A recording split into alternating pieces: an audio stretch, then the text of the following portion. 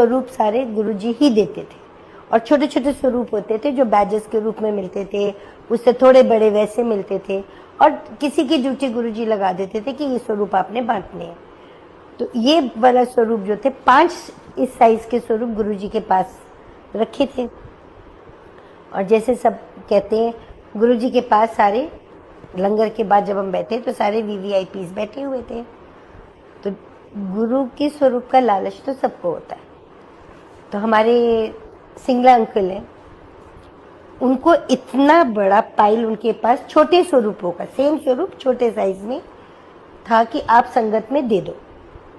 तो हम स्वरूप के लालची उनके पास में गई, झोली अट के मैंने कहा अंकल एक स्वरूप दे दो। तो अंकल ने बड़े प्यार से कहा आंटी गुरुजी दा हुक्म है, ए नवी संगत वास्ते है, थोड़े वास्ते पुरानियां नू नहीं देना। तो उनके साथ तो बहस नहीं करी, क्योंकि जो गुरुजी का हुक्म है वो सिर माथे पे। बट कहते हैं ना, जैसे हमने अपने गुरु के चरणों में बचपन जिया, हम लिटरली ऐसे बहस करते थे तब जैसे हम छोटे बच्चे होते हैं।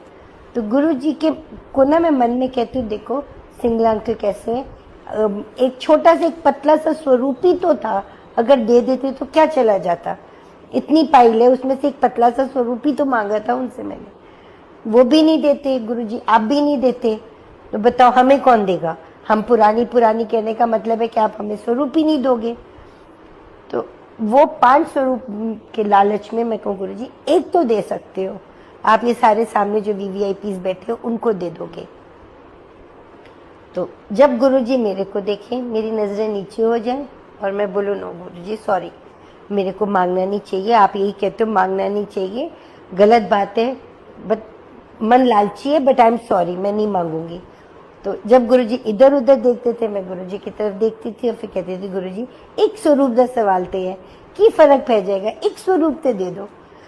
तो गुरुजी ने मेरे सामने एक को दे दिया, एक आंटी को दे दिया, 4 स्वरूप गुरुजी ने आगे दे दिए। अब